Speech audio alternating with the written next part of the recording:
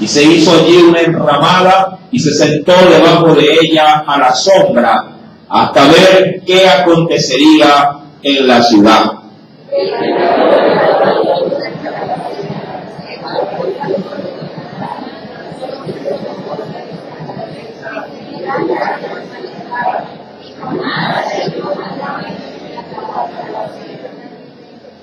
Pero al venir el alba del día siguiente, Dios preparó un gusano, el cual hirió la calabacera y se secó. Preparó Dios un recio viento y el sol hirió a Jonás en la cabeza y se desmayaba y deseaba la muerte, diciendo: mejor sería para mí la muerte que la vida. Amén. Hasta ahí la lectura de la palabra. Vamos por favor a inclinar nuestro rostro y hagamos una breve oración. Amado Dios y buen Padre Celestial, infinitamente te damos las gracias en esta noche por habernos permitido primeramente estar aquí en tus atrios, en tu casa. Ahora, mi Dios, conforme a esa gracia y a esa misericordia que tú nos tienes, permítenos también encontrar a través de la Escritura tu santa y perfecta voluntad.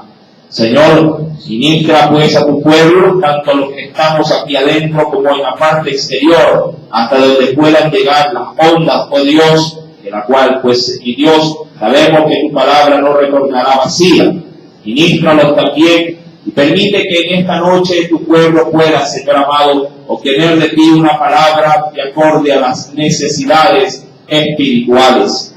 Ministranos pues, mi Señor, y que tu nombre pueda ser enaltecido de manera, Señor amado, grande en medio de nosotros. Te lo imploramos, pues, todos estos favores en el nombre de Cristo Jesús. Amén y amén. Cuando leemos los primeros 8 versículos en función del capítulo 4, debemos de entender que Jonás era un profeta de Dios, el cual, como usted ya lo ha visto en enseñanzas de domingos anteriores, recibió una orden de parte del Señor para que fuese a una gran ciudad.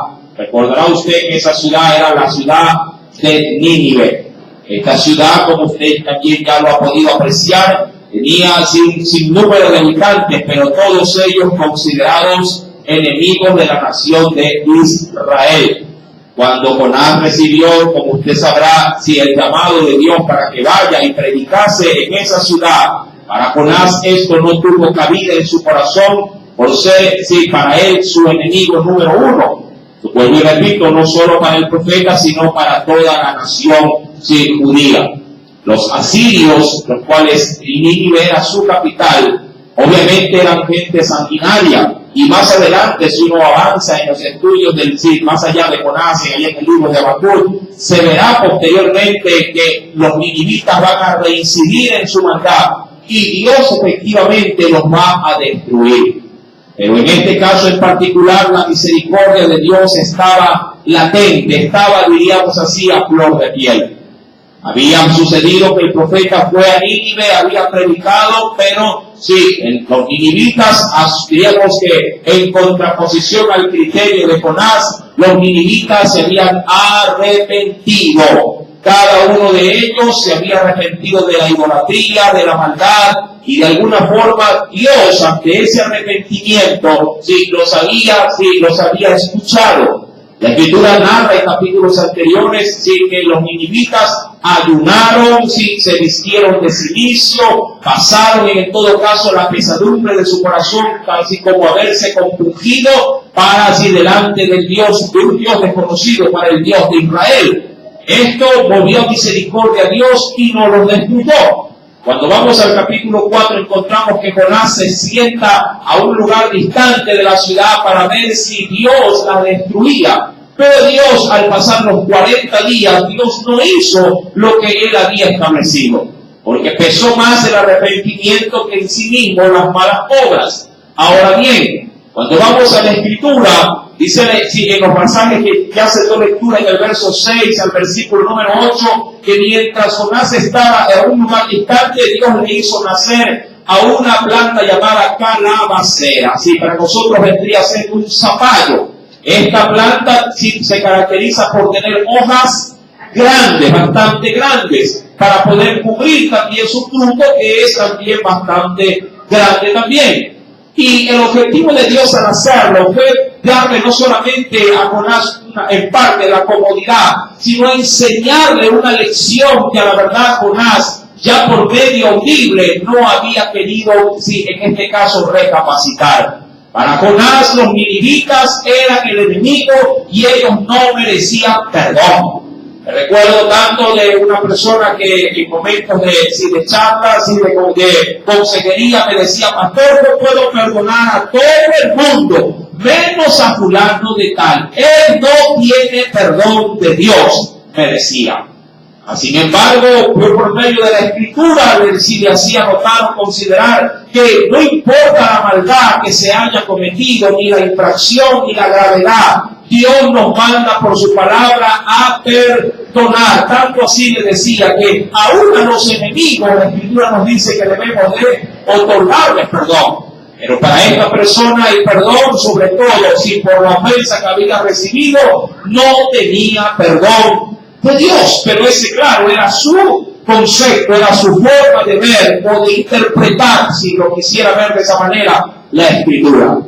Jonás de alguna forma pensaba igual con los ninivitas. Dios, al ver que diríamos que su tercadez permanecía, entonces Dios prepara una calabacera, nos dice más adelante, sí, la Escritura. Y luego también, como había preparado una calabacera, también había preparado, dice la Escritura, un gusano. La labor de la calabacera era brindarle comodidad a Jonás, pero la labor del gusano era brindarle incomodidad. Diríamos dos sucesos totalmente opuestos, el uno sí que el otro. Y querido hermano, y decíamos el domingo pasado que no podíamos bajo ninguna circunstancia solamente esperar de Dios el bien y renegar por las cosas negativas que Dios pueda permitir también en nuestras vidas.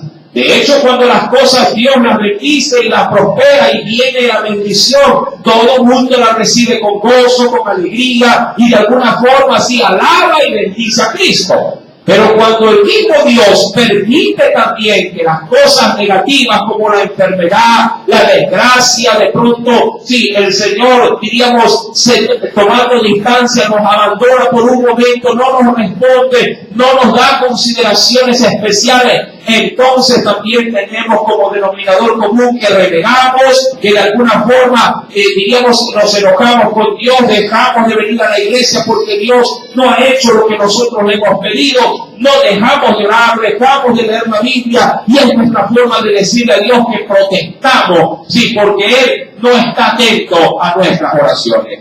Amado hermano, es ahí que Jonás, diríamos, está en esa penosa actitud. Cuando vamos a la Escritura y ahora vamos adentrándonos en los últimos 3 versículos, verso número 9, luego de que Dios le hace palpar a Jonás ambos sucesos, recuerden, el refrigerio de la calabacera que traía sombra, pero también dice ahí, en este caso el calor que estaba golpeando la cabeza porque la calabacera había desaparecido al ver que un gusano se la había devorado. Dice pues en el versículo número 9, entonces dijo Dios a Jonás: ¿tanto te enojas por la calabacera? Cuando uno retrocede, mi amado hermano, al verso 4, Dios sabía el meollo del asunto. Dios sabía, mi amado hermano, sí, que la situación iba por la misma senda. Verso 4 dice, y Jehová le dijo: ¿haces tú bien en enojarte tanto? Y venga conmigo nuevamente al verso 9. Entonces Dios le dijo a Jonás: ¿tanto te enojas por la calabacera? Y querido hermano, ¿qué es lo que puedo sacar en limpio de manera inicial en este versículo? Que Dios, mi querido hermano, también está atento, diríamos así, a la postura, sí, o a lo que pueda sentir el corazón, sí, de sus hijos. Dios sabe nuestras alegrías y no es ajeno también a nuestras tristezas. Dios está, diríamos, al conocimiento de ambas situaciones.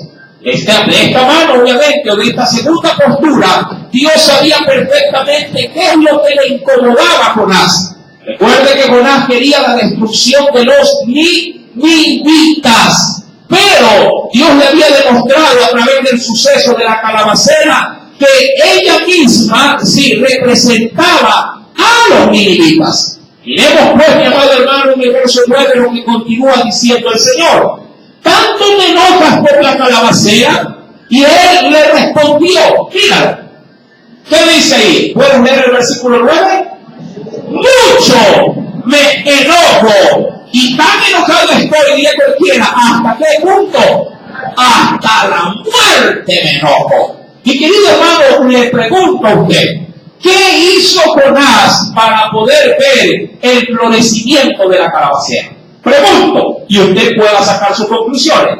¿En qué participó Jonás para que la calabacera fuese de alguna manera una planta floreciente, con un fruto sí abundante, sí, y que su obra le diera todas las comodidades, sí, de ese calor, sí, que estaba de alguna manera azotando la región? ¿En qué participó Jonás? En absolutamente nada.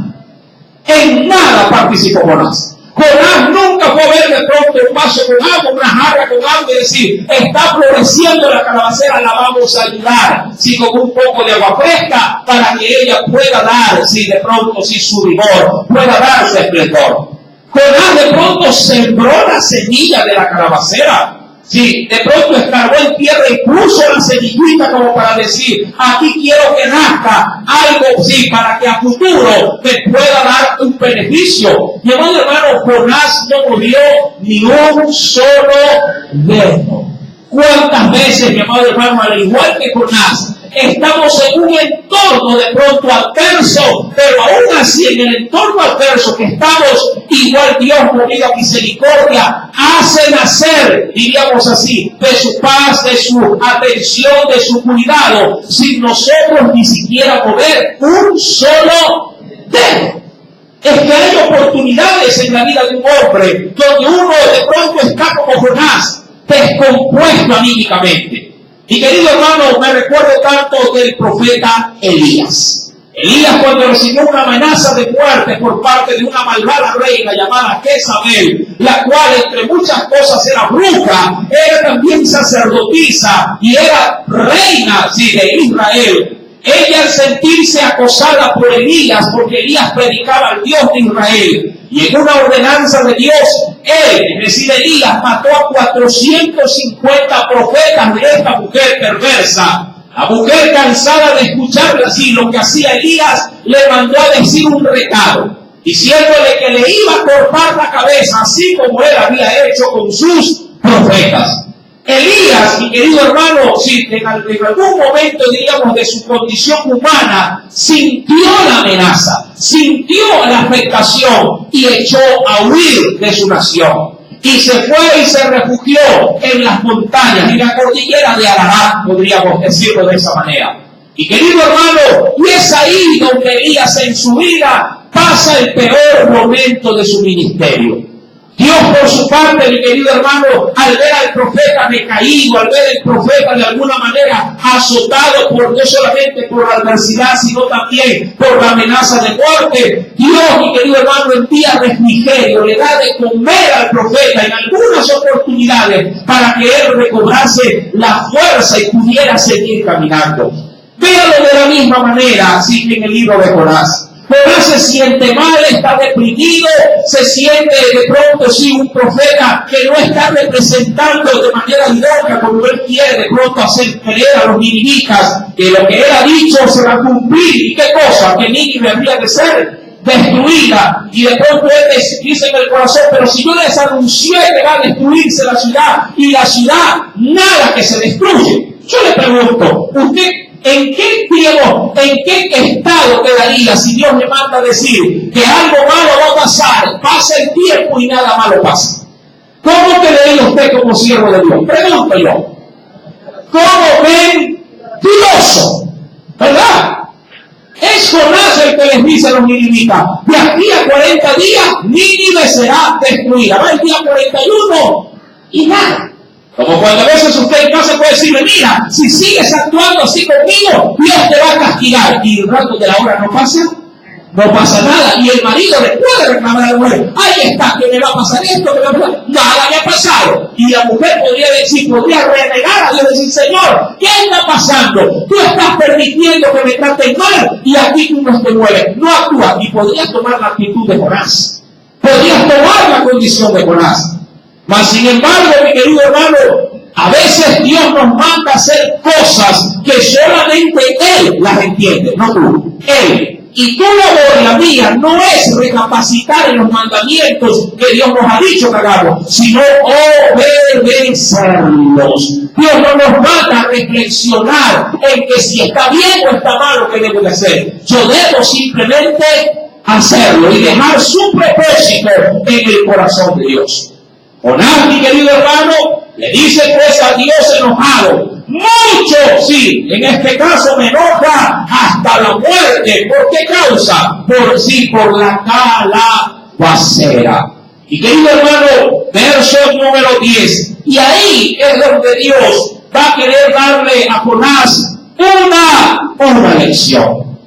Verso número 10. Y dijo Jehová, tuviste, ¿qué cosa? ¿Podrías verlo?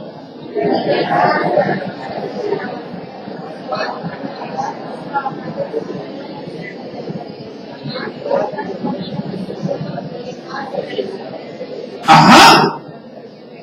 Tuviste tu lástima. ¿De qué cosa? Pues la calabacera. Pregunto, ¿cómo Dios empieza, digamos, esta confrontación?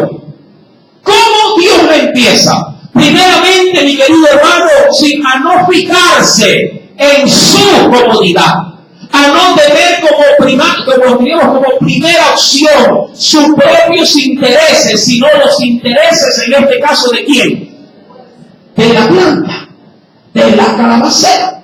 Como cuando Dios también confrontó ¿a quién? A un hombre que era obviamente muy diferente de Jonás, llamado Job. Cuando Dios también interpuso con Job sus razones con respecto a todo el mal que le estaba pasando a Job, Dios también le dijo a Job, si tienes tú cuidado de los animales del campo, ¿tienes tú también de alguna manera preocupación por lo que le pasa a la naturaleza? Quiero por favor en este caso que vengas conmigo y veas de manera inicial cómo Dios, así mismo como lo está haciendo con Jonás, también lo interpone delante de su siervo, Job. Acompáñame a ese libro, por favor, antes de los Salmos, y veamos qué nos dice el Señor. Libro de Job, en sus últimos capítulos, nos dice el Señor.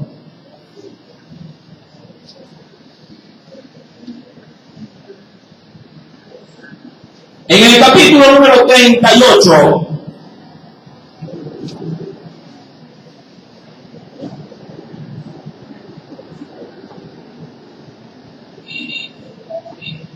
¿lo tiene? Job capítulo número 38. Mira lo que nos dice desde el verso 39 en adelante. Recordando que esta interposición de Dios con Job tiene algo que ver con lo que Jonás experimenta también, allá en Nínive. Verso 39, nos dice el Señor, ¿cazarás tú? Aquí Dios hablándole y reprochándole también a Job. ¿Cazarás tú la presa para el león? ¿Saciarás el hambre? ¿De quién, mi querido hermano? ¿Por los leoncillos? Cuando están echados en las cuevas o están en sus guaridas para acechar. Verso 41. ¿Quién prepara el cuervo su alimento cuando sus polluelos? ¿Qué hacen los polluelos de los cuervos? Claman a Dios. Pregunto, ¿quién está preocupado por las noches sin poder dormir si los cuervos han comido? ¿Quién ora por los cuervos? Pregunto yo. Señor, no te olvides de la liebre. Sí, ten cuidado del erizo. Permítele, Señor, al tiburón que puede en esta noche acostarse con el estómago lleno. Pregunto yo, ¿usted se preocupa por ello? No, mi amado hermano. Si quisiera más adelante también leer en el versículo primero del capítulo 39, Dios sí tiene cuenta de esto. ¿Sabes tú, le dice el Señor, el tiempo en que paren las cabras monteses? ¿O miraste tú las siervas cuando están pariendo? ¿Contaste tú los meses de sus preñez? ¿Y sabes el tiempo cuando han de parir? Y mira, Dios lo sabe, claro que sí, y da detalles de este suceso. Verso número 3. Se encorvan, hacen salir sus hijos, pasan sus dolores, sus hijos se fortalecen, crecen con el pasto, salen y aún más dice, son ingratos. ¿Por qué? Y no vuelven a ellas. ¿Quién tiene cuidado de estas cosas? Solamente Dios.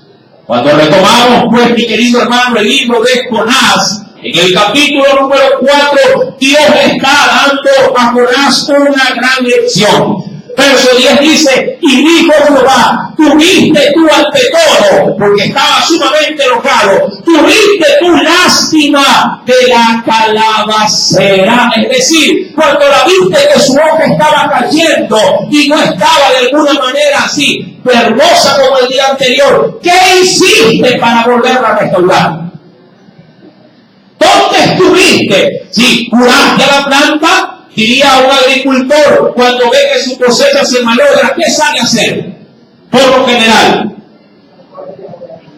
¿qué sabe hacer? Por lo menos, sí, si tiene algún tipo de insecticida para el campo, por lo menos lo fumigaría para matar de pronto, sí, alguna plaga que estuviese afectando. ¿Qué hizo Jonás por la calabacera? Absolutamente nada. Así como nada hizo para que surgiera, nada hizo también para sostenerla, para mantenerla. Dice el Señor en el verso número 10, en la cual, y mira, ¿qué pasó? No trabajaste, ni tú la hiciste crecer. Todo fue poder de Dios, sí, en esa calabacera. Recuerda que Jonás tiene que recibir una dura lección por esa actitud, disculpe la expresión, podrida que tenía. Jonás quería simplemente, egoístamente, si quería ver destruido a los ninivitas. Verso número 10. ¿Tuviste tu lástima de la calabacera, en la cual no trabajaste, ni tú la hiciste crecer? Que en espacio, mira el milagro, que en espacio de una noche nació, y en espacio de una noche pereció. Diríamos que 24 horas bastaron para Dios para hacer florecer una calabacera hasta su madurez, y al día siguiente dejarla nuevamente en su estado inicial. Mi amado hermano, pero tú te preocupas también a sí mismo, sí, no digo de las plantas, sino de los hermanos en la fe. ¿Sabrás tú qué tienen ellos que comer en esta noche? ¿O qué comerán? Amado hermano, a veces tomamos una actitud muy similar, pero no con plantas, como en este caso, sino con nuestros propios seres humanos, con el prójimo y con los mismos creyentes. No nos preocupamos de ello para nada, pero al más mínimo error nos enojamos de muerte con él y deseamos morir también. Y a veces podríamos llegar a pensar en el corazón, si el hermano va a la iglesia, yo me cambio de iglesia entonces. No lo quiero ver ni en pintura. Podríamos decir que esa persona nunca afectó positivamente a la vida de ese hermano. Solamente le vio su mal, lo criticó y no quiso saber nada de él. Se olvida de que fue Dios el que lo insertó al cuerpo de Cristo. Fue Dios el que le dio el crecimiento. Y si en algún momento cayó en desgracia, es Dios el que lo sigue sosteniendo. Pregunto, ¿quiénes somos nosotros para así, diríamos, volcarnos encima de él y pisotearlo en vez de tenderle la mano? Y querido hermano, Dios tiene sin un propósito y a nosotros nos toca asumir ese plan divino en nuestras vidas. Dice el Señor en el versículo número 10, si en la parte final, en el espacio de una noche nació y en el espacio de otra noche pereció. Dice el verso 11, Dios queriendo sacar su conclusión. Lee por favor el versículo 11, la primera parte nos dice en la pregunta, y no tendré yo piedad de quién, mi amado hermano, de Nínive. Yo quisiera, por favor, antes de seguir leyendo, que me acompañes, por favor, sí, al libro del profeta Oseas. Libro del profeta Oseas. En el capítulo número 6. Oseas, capítulo número 6.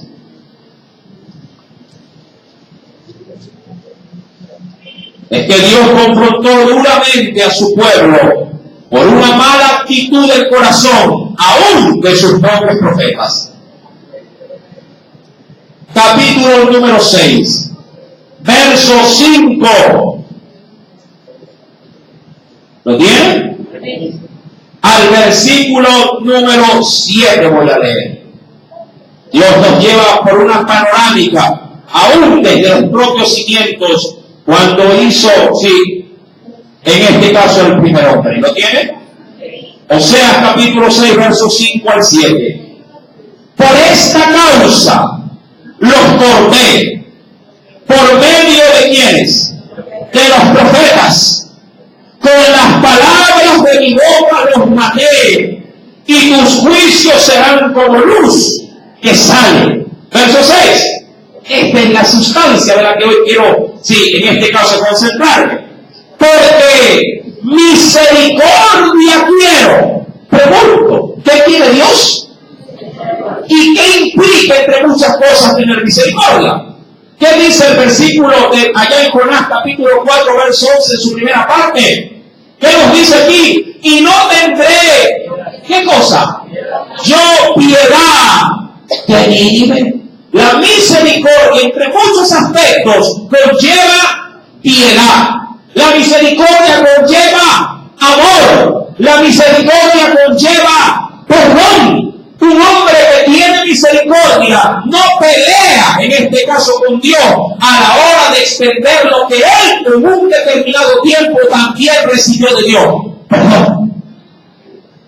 Una ofensa recibe. Si pide perdón, perdono sí mismo con total liberalidad, porque yo también fui perdonado.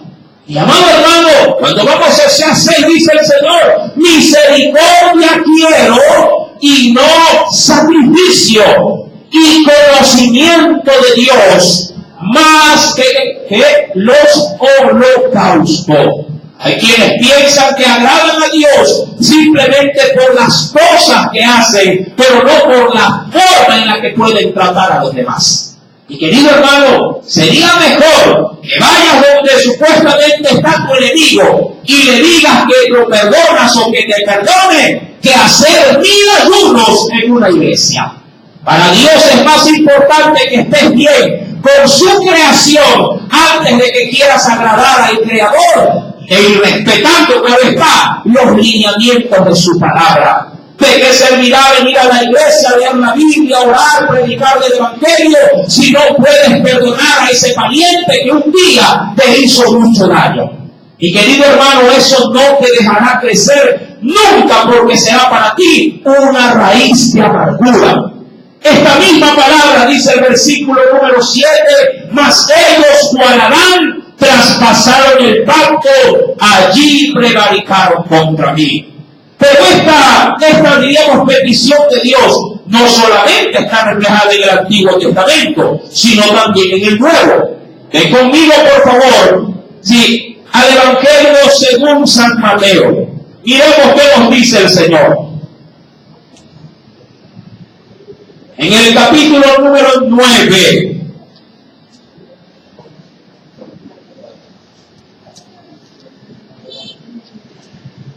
Evangelio según San Mateo, capítulo número 9. Mira lo que nos dice el Señor, nuestro Dios, allá en el versículo número 11 en adelante, hasta el verso número 13. Mateo capítulo 9, verso número 11 al verso número 13. ¿Ya lo tienen? Cuando vieron esto, los fariseos dijeron a los discípulos, ¿por qué come vuestro maestro? ¿Con quiénes?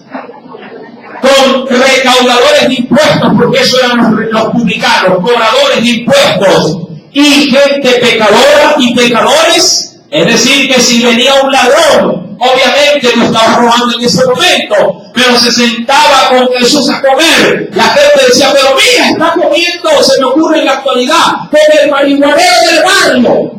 Está comiendo, sí, con el bochinchero. ¿Por qué está de alguna manera participando, sí, obviamente en el comer, sí, con alguien que se dedica a la vida promiscua? Mi amado hermano, Jesús era buscado por este tipo de gente.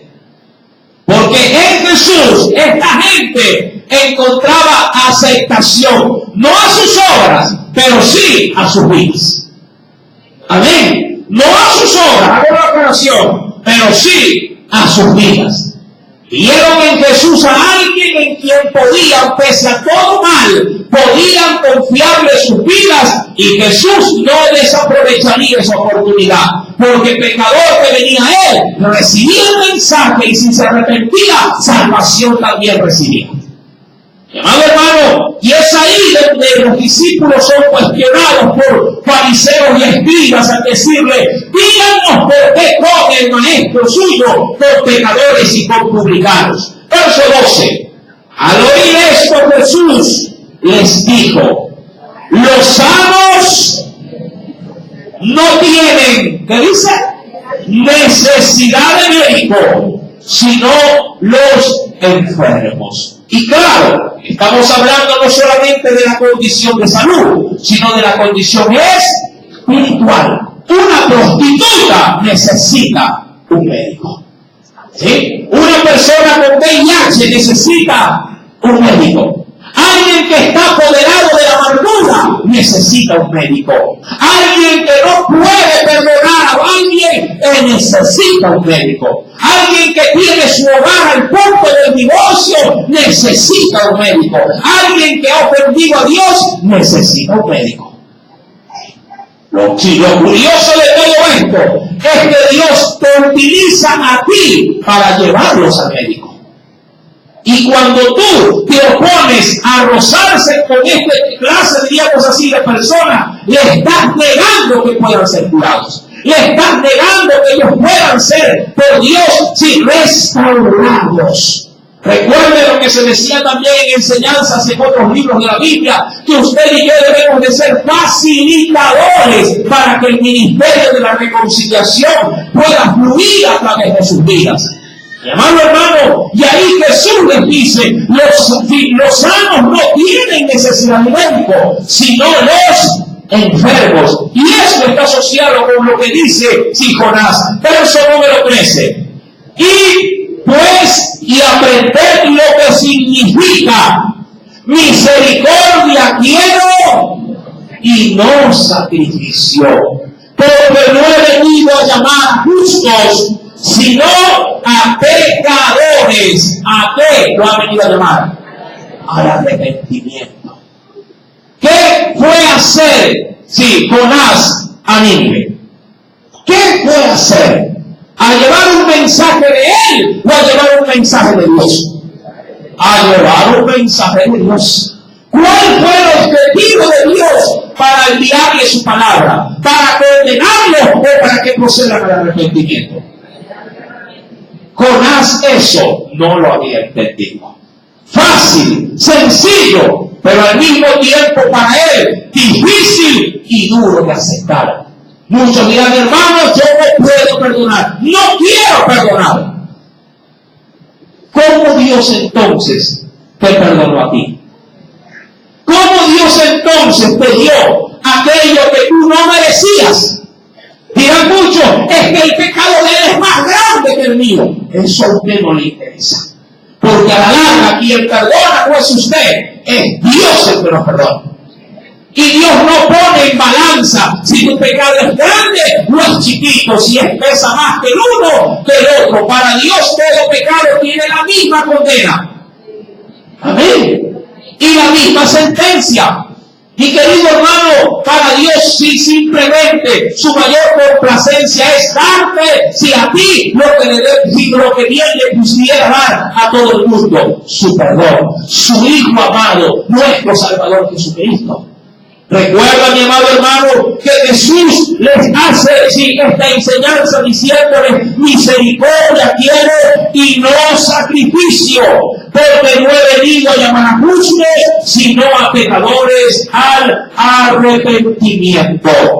Cuando retomamos el libro de Jonás, capítulo número 4, en ese precioso y último mensaje del verso 11, nos dice lo siguiente: y no tendré yo piedad de quién, sí, de Nínive, aquella gran ciudad donde hay más de cuántas personas, ojo, hay más, decía él, más de 120,000 personas que no saben qué cosa, no saben discernir, no saben entender entre, dice aquí, su mano derecha y su mano izquierda, y no se está refiriendo a la sabiduría terrenal, sino más bien al discernimiento espiritual.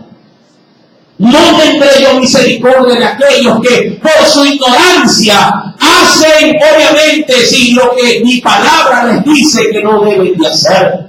Dios es un Dios clemente, mi amado hermano.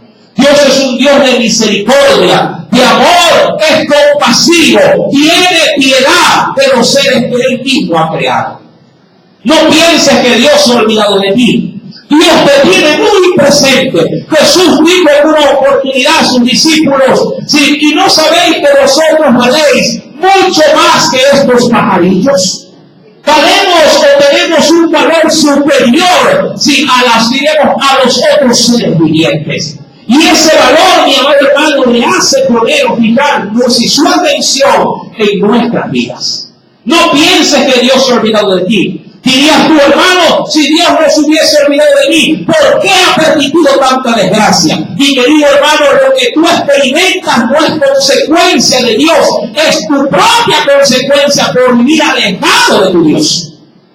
Vuelve a Él y verás cómo Dios de a poco va a comenzar a transformar toda esa, diríamos así, desgracia en la gracia que Él quiere darte. El libro de Eclesiastés nos dice que Dios hizo al hombre perfecto, recto, pero el hombre buscó muchas perversiones. Mi amado, es menester pues que podamos discernir este versículo, porque es el único versículo en la Biblia que termina así sus páginas con un signo de interrogación, dejando la respuesta a todo aquel que lo lee. ¿Cómo podrías tú, de manera personal, mantener una respuesta, sea positiva o negativa? A ver, si la pregunta que le hace Dios a Jonás es: ¿no tendré yo misericordia? Y lo deja en la interrogante. Que estos hombres que son una nación grande, ¿no tendré yo piedad? La pregunta que Dios te hace a ti es lo mismo. ¿No tendré yo piedad si en el lugar en el cual tú vives? Aquí en Mucholote, allá si el Bastión Popular, no tendré yo misericordia en la Flor de Bastión, no tendré yo misericordia con tu familia, con tus amigos, con tus compañeros de trabajo, con tu marido que te engañó, con ese hijo que está metido en las drogas, no tendré yo misericordia con aquella persona que tú no conoces. Pregunta a Dios. ¿Qué respuesta le darías tú?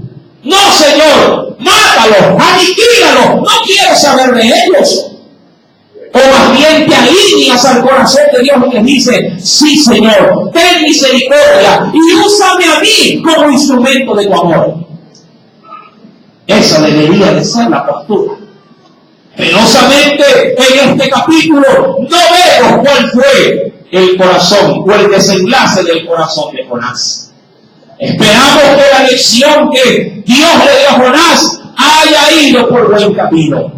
Pero lo más importante es esperar que este mismo mensaje pueda también en ti hacer estragos para el bienestar tuyo y el bienestar de tu comunidad.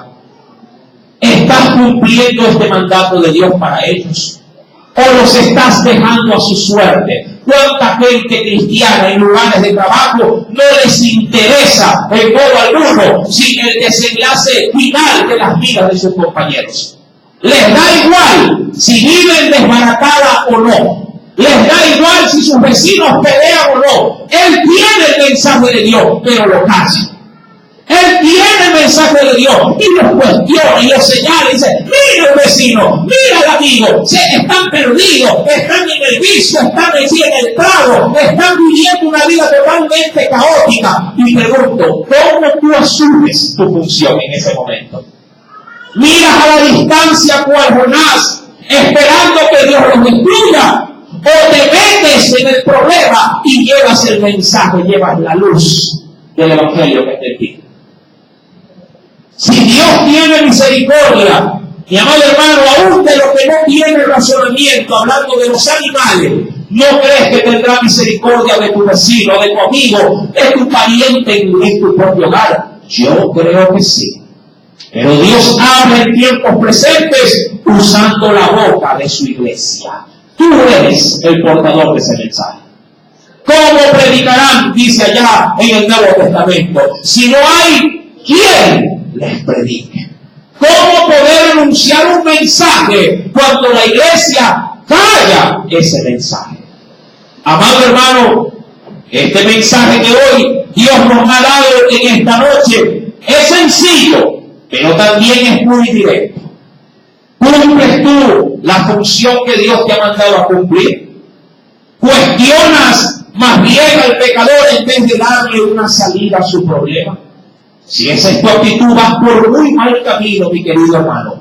Porque este mensaje es de manera directa a un profeta de Dios. A alguien que tiene la responsabilidad de llevar palabra de Dios al pueblo. ¿Tú cumples ese mensaje? ¿Con qué corazón lo haces? ¿Con un corazón de amor, de piedad y de ternura? ¿O con un corazón duro, simplemente queriendo demostrar en los demás que tú eres enérgico y que ellos no pueden tener lo que tú tienes? Al Dios que te ha salvado. Tu Dios es el Dios también de ellos. Solamente que ellos están en ignorancia y necesitan ser sacados de esa ignorancia por medio de tu labor de amor que hagas con ellos. ¿Con qué corazón lo estás haciendo? Quiero culminar, mi querido hermano, yendo, si ven conmigo, a las cartas del apóstol Juan. Estas cartas están casi al final de la escritura. Cartas, sí, del apóstol Juan.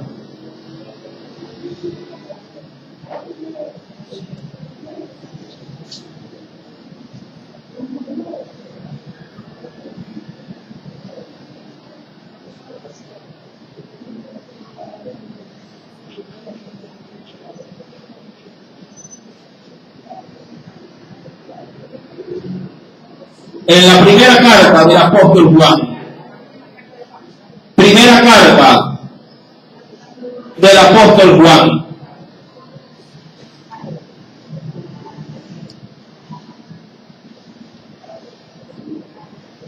¿lo tienen? Capítulo 2, terminamos con él. Verso 9, sí, versículo 9 al versículo número 11. Primera de Juan, capítulo 2, verso 9 al 11. Dice el Espíritu Santo: el que dice que está en la luz y aborrece a su hermano, está todavía en tinieblas. Mire que ahí nos conforta el Señor para que no vivamos engañados. Recuerda, si tú dices que la luz del Evangelio está en tu vida y aborreces a tu hermano, estás todavía en tinieblas. Verso 10.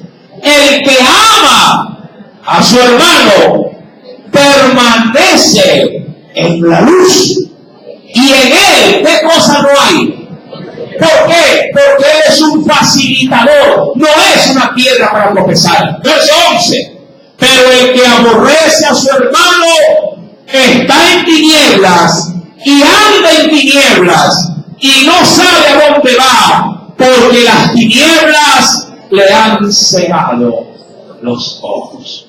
Y querido hermano, espero en Dios que este mensaje haya quitado esa venda de egoísmo, esa venda de rencor, esa venda de ira y de contienda, y te haya puesto, por así decirlo, las gafas del amor de Dios para poder ver en ellos que están enfermos y necesitan de tu auxilio para que los lleves al mejor médico de este universo, a Cristo Jesús, el único que puede sanar la enfermedad de sus corazones. Amén. Que el Señor añada mucha bendición a su palabra. Oremos a Dios.